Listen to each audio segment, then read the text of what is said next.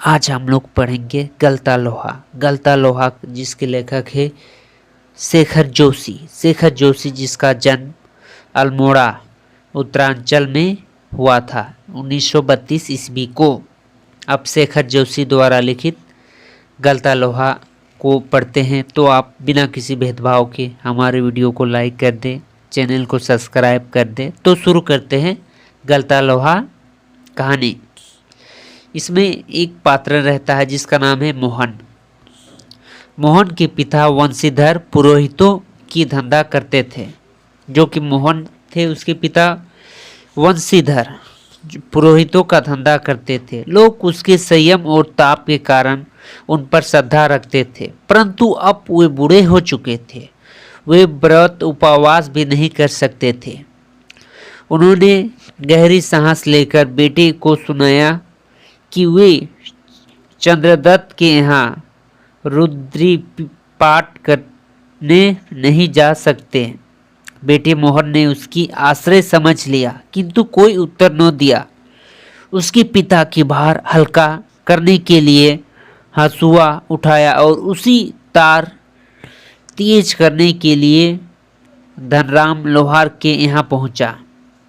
वह चाहता था कि वे हंसुए से खेती का ही कुछ काम शुरू कर ले। धनराम लोहार उसके सहपाठी रहा था। मोहन एक खाली खनस्तर पर बैठकर उसका काम देखने लगा। अचानक दोनों को अपने स्कूल के मास्टर त्रिलोक सिंह की याद आ गई। दोनों दोस्त आपस में बैठे थे और उसके अपना स्कूल के पाठक शिक्षक त्रिलोक सिंह की याद आ गई। वे हंसते हंसते उन्हें याद करने लगे।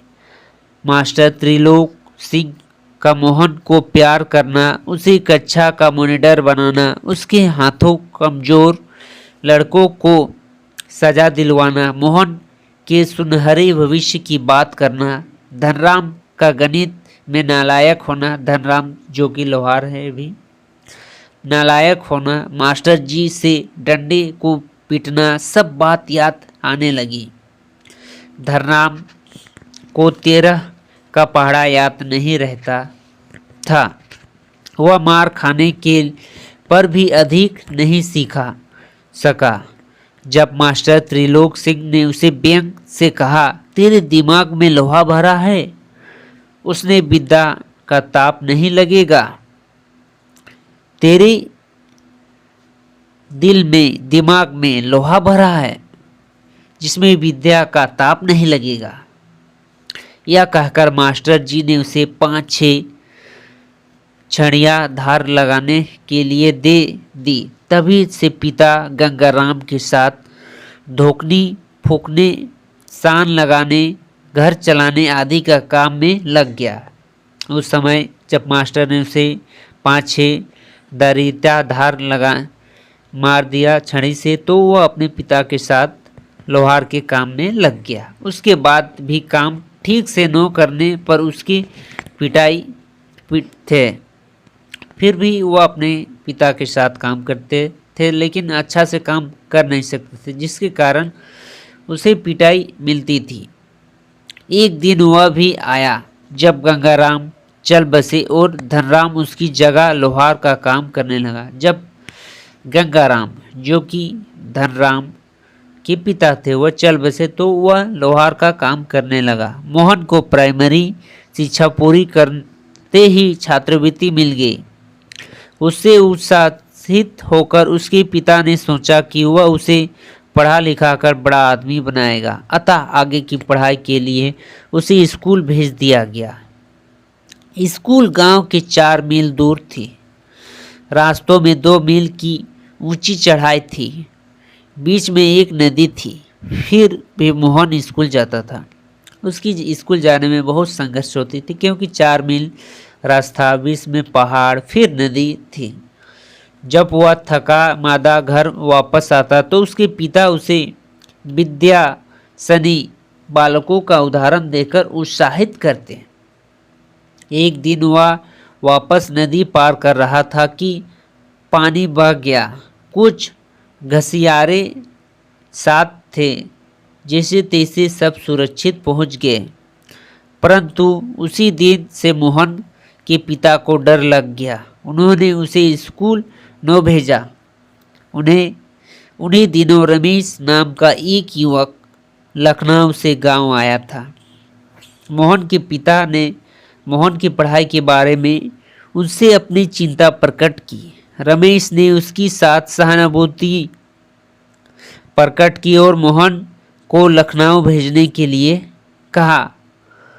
उसने कहा कि जहां गांव में 4 प्राणी है वहीं 5वीं भी रह लेगा। बड़े शहर में रहकर उसकी पढ़ाई हो जाएगी। वंशीधर को जैसा भगवान मिल गया हो। उन्होंने मोहन को लखनऊ भेज दिया। परंतु लखनऊ में मोहन सगमा सगमा रहा। उससे नौकरी की तरह काम लिया जाता था। बहुत कहने पर कुछ दिनों बाद उसे एक साधारण सी स्कूल में डाल दिया गया। घर के कामों के बोझ के कारण वह जैसे तैसे उत्तीर्ण होता रहा। गर्मियों की छुट्टी में भी उसे लखनऊ में रख लिया जाता था ताकि रमेश का घर में आसानी से काम हो सके, क्योंकि रमेश का घर में वह काम करता था। गृहस्थ सुविधा भी चलती रही। मोहन ने हर परिस्थिति में रमेश का काम किया। मोहन की हर परिस्थिति में समझौता करना सीख लिया। वह अपने पिता को सच्चाई बताकर दुखी नहीं करना चाहता था। 8वीं पास करने के बाद रमेश ने उसे आगे नहीं पढ़ाया। कहा कि BA MA करके लोग बेकार घूमते हैं।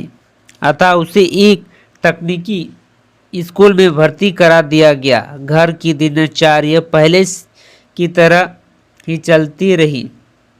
1.5 साल बाद वह पूरी तरह बेकार हो गया और फैक्ट्री के चक्कर लगाने लगा। वंशीधर हर किसी को मोहन के बारे में यही बताता कि वह बड़ा सफल बनकर घर लौटेगा। परंतु जब उसे वास्तविकता का पता चला तो गहरा दुख हुआ। धनराम से उसने यही कहा, मोहन लाल बचपन से ही बड़े बुद्धिमान थे। मोहन और धनराम अपने स्कूल की बातें याद करते करते कहीं खो गए। ब्राह्मण टोले के लोग शिल्पकार टोले के लोगों से यहाँ बैठते नहीं। वे खड़े खड़े बात निपटा लेते थे। परंतु मोहन धनराम की कार्यशाला में जमकर बैठ गया और उससे काम करते हुए देखने लगा। धनराम अपने काम में लगा रहा। वही लोहे की एक मोटी छड़ को भट्टी में लगाकर गोल कर रहा था, किंतु वह छड़ निहाई पर ठीक से फंसा नहीं पा रहा था। इस कारण लोहा ठीक ढंग से मुड़ नहीं पा रहा था। यह देखकर मोहन अपनी जगह से उठा। उसने सकुलतापूर्वक लोहे को स्थिर किया तथा नपी तुली चोट से छड़ को पीटते पीटते गोल कर दिया। मोहन ने यह काम इतना कुशलता और सपूती से किया कि धनराम उसे देखता रहा गया। धनराम को इससे भी बड़ी हैरानी इस बात पर हुई कि ब्राह्मण लड़के ने लोहार का काम करना किसी स्वीकार कर लिया। मोहन इस सब बातों से बेलाक होकर लोहे की छल्ले की गोलाई की जांच रहा था।